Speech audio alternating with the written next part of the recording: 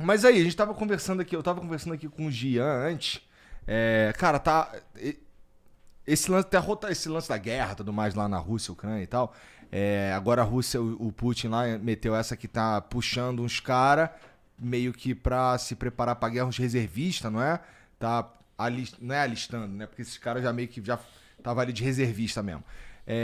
E tá rolando umas rebeliões, isso é verdade? Assim, o Jean tava me falando que viu em algum lugar que dois desses caras é, fizeram um atentado num lugar que mataram outros 60, né? Cara, assim, parece que o clima lá tá muito insano no sentido que ninguém quer comprar essa guerra de verdade, nem o russo. Como é que vocês enxergam isso daí, cara? Esse é o sentimento mesmo? Nem o russo quer participar dessa bagunça? Olha, eu acho que em geral a maioria da população ainda vê aquilo como necessário, porque houve um certo preparo por parte do governo de que aquilo é uma guerra defensiva, né, em resposta a uma suposta ameaça da OTAN contra os interesses de segurança da Rússia. Isso é uma interpretação dominante hoje da Rússia, onde a Ucrânia ainda é visto como parte da zona de influência, é um pensamento que sobreviveu da Guerra Fria, né, onde a Rússia era uma grande potência e ainda está lidando com a transição de potência global para potência regional, Aham. com menos privilégios no sistema internacional. A Ucrânia aproveitou desse momento para, enfim, se transformar num país pós-Guerra Fria independente, que se aproximou aos poucos da União Europeia, do Ocidente como um todo. Então tu Então me diria que esse parece que movimento é uma minoria, que tá eu puto. acho que em geral não existe uma rejeição ampla. Agora, acompanhando o debate público na Rússia, é nítido que na TV há muita crítica contra a condução dessa guerra.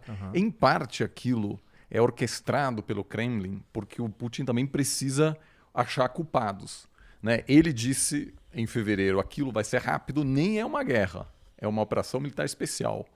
Então não se pode falar de guerra até hoje, da cadeia, se você diz a Rússia está em Sério? guerra. Por quê? Porque ele disse aquilo é simplesmente uma defesa legítima contra, né, uma ameaça vindo de fora, e a gente vai chegar lá e claramente foi mal assessorado, né, de alguma maneira, porque não preparou a população para um conflito de maior duração.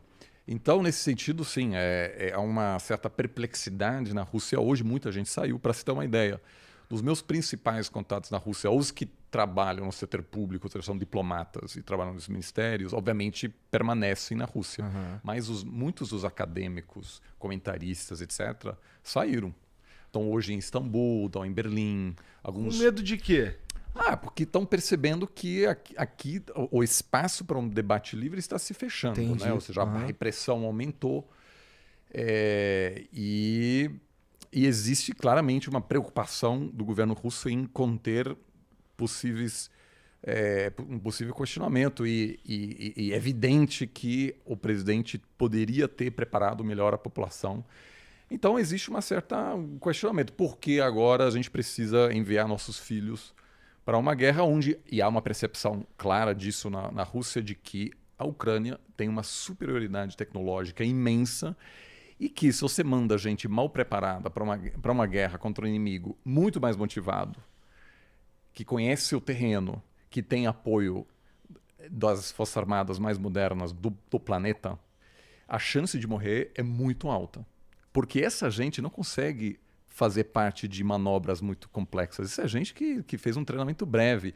Eles precisam levar, os caras precisam levar e comprar, às vezes, roupa de inverno, Que doideira, capacete. né? Então, na cidade da fronteira da Rússia, tem agora uma indústria que vende material bélico, né, para os reservistas que Entendi. chegam lá sem proteção, vamos dizer, sem Aham. equipamento, etc. Nem contra o frio. Então isso claramente preocupa a população, tanto que a elite está sem Vazando. história. Eu acabei de voltar eu estive na Alemanha, na Suíça, e você vai nos bons restaurantes, cheio de russo nas ruas, muito carrão com placa da Rússia. Por quê? Porque a elite falou, tô fora. Por quê? a mobilização inicial 300 mil, mas nada indica que pode haver outras ondas de mobilização. Então, se você tem a grana e os contatos... Vaza. Ou vaza, ou tem contatos tão bons com o poder que sabe que você não vai ser chamado. Entendi. Mas a perspectiva é de uma guerra sem fim. Né? Aí a gente já conversou disso. Eu não vejo hoje como o governo Putin consegue dizer, beleza, a gente infelizmente não alcançou nenhum dos nossos objetivos, a gente inclusive perdeu a Crimeia, talvez, né? E beleza, vamos continuar, cometemos um erro e bora, né? Vamos virar a página. Isso, eu não vejo hoje espaço político para isso. Então não tem uma saída fácil para o governo russo. Pois é, né, Rock? Eu acho que tem dois momentos para a gente olhar para a sensação dos russos. E o primeiro momento é quando o Putin declara essa operação especial que o Oliver falou, para não declarar guerra, exatamente para não se colocar numa situação difícil. Mas ele politicamente. errou, né? Por quê? Porque se ele vira e fala assim, olha, nós estamos entrando em guerra e tem que mobilizar a população inteira, e o país, e todo mundo tem que mandar obrigatoriamente os seus filhos, e os homens têm que entrar e ir para a guerra, o serviço militar obrigatório, ele ia se dar muito mal. E nós estamos entrando numa fase da guerra onde ele declarou que haverá uma grande mobilização, além dos soldados iniciais daquela operação inicial, né? Ele não mudou o nome ainda, mas ele mudou vários dos elementos da guerra. Primeiro, essas regiões todas onde está havendo combate, ele simplesmente anexou e falou, agora isso daqui é parte da Rússia. Ele fez um referendo nessas regiões e falou assim, agora aqui é Rússia, então acabou, então aquilo é Rússia. Esse referendo que não foi aceito pelo Claro mundo, que não, né? né? Só ali. Imagina você fazer um referendo em São Paulo, um referendo no Brasil, aí você pega São Paulo e fala assim, São Paulo, você quer se separar? Não, mas peraí, mas o referendo é no Brasil inteiro, você não pode perguntar só para esse lugar. E foi o que ele fez. Esse é um dos elementos problemáticos do referendo, que foi igual ao referendo que ele fez na Crimeia. Bom, além de ser no meio de uma guerra. Isso. Estão lutando pela coisa. Como que alguém quer se separar naquele momento? Então é ridículo. Então... Esse é o primeiro ponto. Aí o segundo ponto é que ele não... quando ele faz isso, ele está sinalizando, agora esse território é russo. E se nós perdemos esse território, ou se atacarem, ou se a Ucrânia atacar esse território que era antes o campo de batalha, agora é um ataque à Rússia. Então, ele está preparando psicologicamente a população e as Forças Armadas e a opinião pública internacional e todo mundo para virar e falar assim, olha, agora nós estamos numa guerra maior. Agora nós estamos verdadeiramente em guerra. E o que está acontecendo? A população agora vai ficar incomodada. 70% das pesquisas de opinião pública mostravam que 70% dos russos eram a favor da guerra. Mas por quê? A guerra não afetava a vida deles. Mas agora... Agora, se você vai ser mobilizado, se você vai ter que vir para o serviço militar obrigatório, tanto que o número não só da elite que está saindo, mas de homens fugindo, já são 300, quase o mesmo número do que ele disse que tem que mobilizar. 300 mil russos fugiram da Rússia quando veio ele decretar que está mobilizado, nós vamos mobilizar mais 300 mil pessoas, homens. E então, assim, agora ele vai começar a ter que lidar com um problema que ele no começo conseguiu gerenciar bem. Claro, concordo com o Oliver, ele já preparou um negócio totalmente errado, ele vendeu uma coisa errada, mas era o que ele tinha para vender no início, para não ter um atrito, uma resistência gigantesca da população. Porque a guerra para o russo comum, assim, não está afetando tanto a vida dele. Ele não está tendo que ir lá morrer. Era só os soldados, né, os profissionais militares. Agora não. E aí ele vai ter que lidar com uma incômodo interno. Com a população revoltada. Ele vai ter que gerenciar dois problemas. O da guerra, da opinião pública, de botar esses caras para lutar, deles estarem preparados, terem equipamentos. E, enfim, essa segunda parte, né, de ter equipamento e tal, e estar preparado para lutar, vai de encontro com o primeiro problema. Ele só está nessa situação que ele precisou mobilizar mais gente porque eles foram muito mal. Sim. E o resultado foi horrível. Qual que é a chance dele só botar o rabinho entre as pernas e voltar para a Rússia e esquecer a Ucrânia? Zero? Olha, como o Rini falou agora, a gente não está mais falando de uma retirada como a União Soviética que se retirou no final dos anos 80 do Afeganistão. Aquilo foi uma guerra interessante porque a União Soviética também nunca declarou uma guerra. No fundo, entrou no Afeganistão para sustentar um governo comunista da época que não tinha apoio no interior. E aos poucos, obviamente, o que os americanos fizeram? enviaram um monte de armas para a resistência contra a ocupação russa. E aquilo virou uma ferida aberta terrível. Então, o custo, né, ampliou-se com cada ano. Essa ferida, inclusive, levou à criação do Bin Laden, né, por exemplo. Exato. Ou seja isso, claro, isso é um efeito tipo, colateral side effect, importante, assim. Mas vários governos russos cientes do custo político da derrota inevitável postergaram e deixaram para o sucessor. Nos Estados Unidos, igual. Os documentos que foram revelados, alguns imediatamente, outros anos depois, mostram que os governos tinham total noção de que não havia como ganhar a guerra no Vietnã. Porque a população era contra a presença americana. O governo que estava sendo apoiado pelas Forças Armadas americanas não era popular. Então aquilo não tinha como ganhar aquilo, mas muitos presidentes cientes daquilo deixaram para o sucessor. Por isso, muito criticado, mas no fundo correto, me parece, foi a decisão do Joe Biden de sair do Afeganistão. Afetou a aprovação pública dele, porque aquilo foi vergonhoso, a forma como a retirada Meio ocorreu. do nada, né? Mas ele disse, olha... A forma acho que é o problema, né? A forma é o problema. Mas Obama, por sair, exemplo, o Obama herdou essa guerra e não quis ser o cara que encerrou esse conflito. Então, eu acho que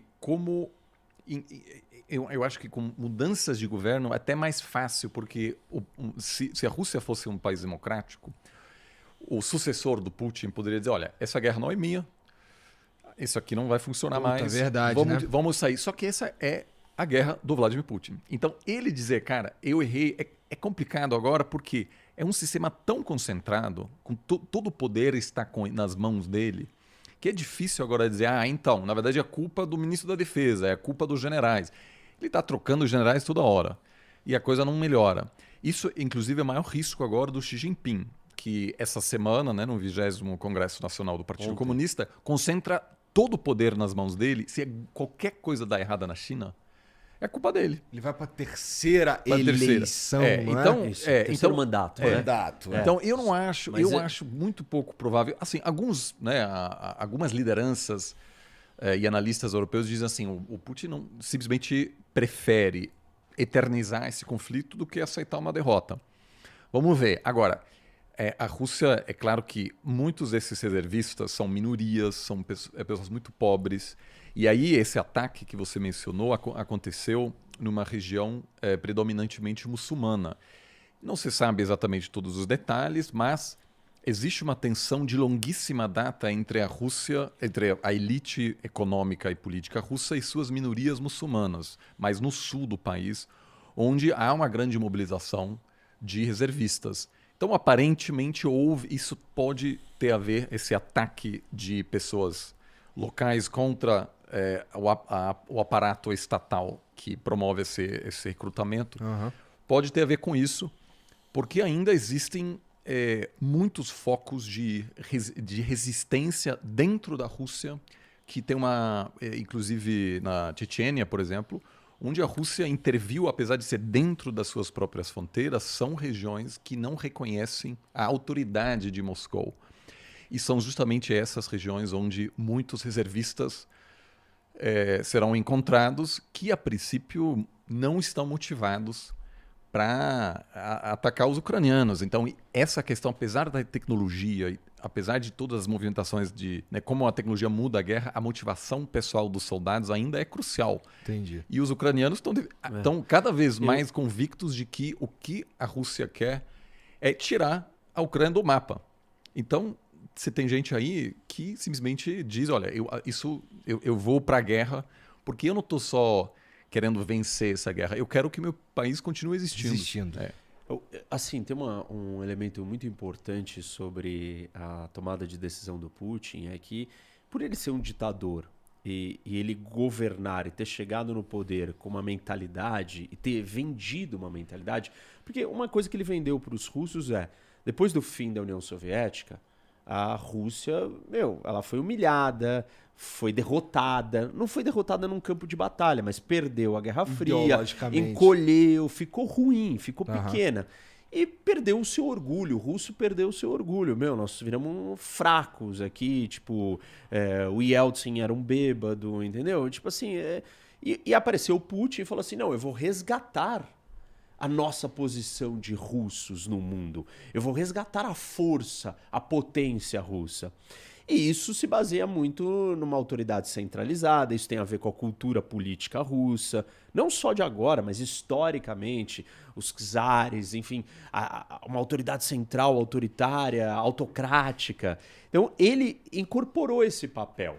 E para ele, perder ou aceitar uma derrota é simplesmente ele entregar de novo um fracasso, né? Um fracasso para a Rússia, porque ele diz que tem um inimigo externo, tem uma aliança militar do Ocidente cercando, que é a OTAN, cercando a Rússia, e como que ele está fazendo tudo isso e depois vai perder os inimigos cercando ele. Então para ele, tem um elemento que ele vai jogar no lixo, isso que ele está tentando construir, essa força dos russos, o elemento dele. Como é que ele chega no poder e toma todas as decisões e diz para a população que ele é um derrotado, que ele perdeu a guerra? Então ele é um líder fraco.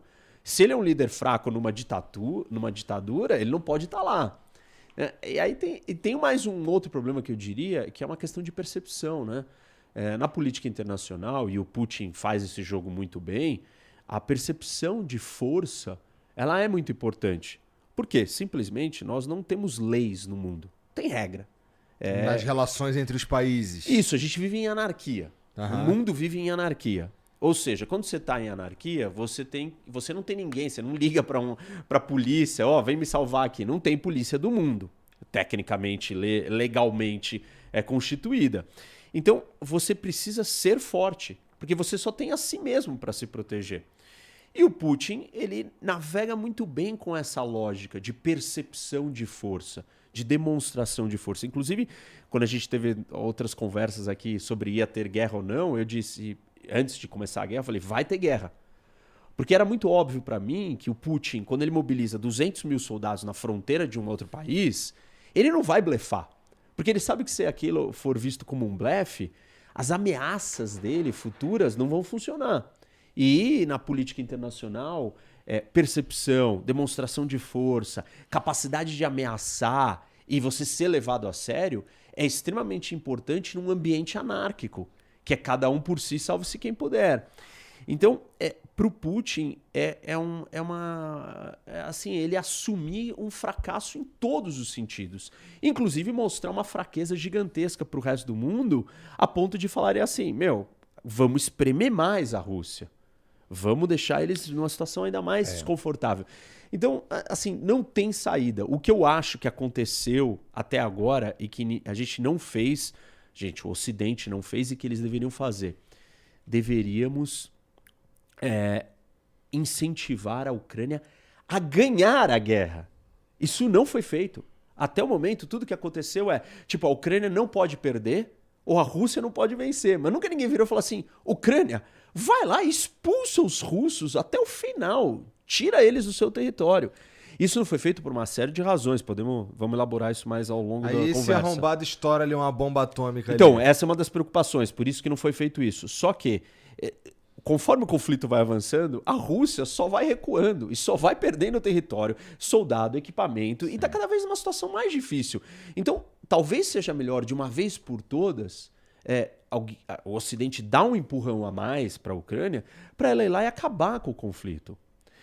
Porque assim, a ideia de que o Putin pode usar uma bomba atômica porque ele está acuado, ela funciona hoje. Hoje, mais do que nunca, desde o início do conflito, e eu tenho dito isso, não sei nem qual a sua opinião sobre isso, Oliver, mas eu acho que nós estamos mais perto do uso de uma bomba atômica do que das ameaças na primeira semana da guerra. O Putin fez umas ameaças. Sim. Ou seja, quanto mais o conflito se estende e mais a Rússia vai demonstrando o seu fracasso militar, a sua incapacidade de vencer um oponente menor, pior, mais próximo nós estamos do uso da bomba. Talvez seja melhor, de uma vez por todas, a Rússia ser derrotada na guerra da Ucrânia. Isso vai causar uma instabilidade interna que o Putin pode até cair. E aí não vai dar tempo dele usar uma bomba atômica. Agora, a extensão do conflito, o Putin está se preparando. Então, algumas dessas lógicas que eu coloquei aqui de preparação do Putin são preparações para ele justificar o uso de uma bomba atômica. Anexar os territórios do leste da Ucrânia e dizer que é território russo justifica a doutrina militar nuclear russa, que fala, se a Rússia for atacada no seu território, ela pode usar uma bomba atômica. Que arrombado, né? Percebe? Cara? Então, assim, o cara já está se preparando para isso. Talvez seja melhor a gente encurtar esse problema e pegar ele de surpresa e perdeu. E aí vai ter uma instabilidade interna e ele pode até cair.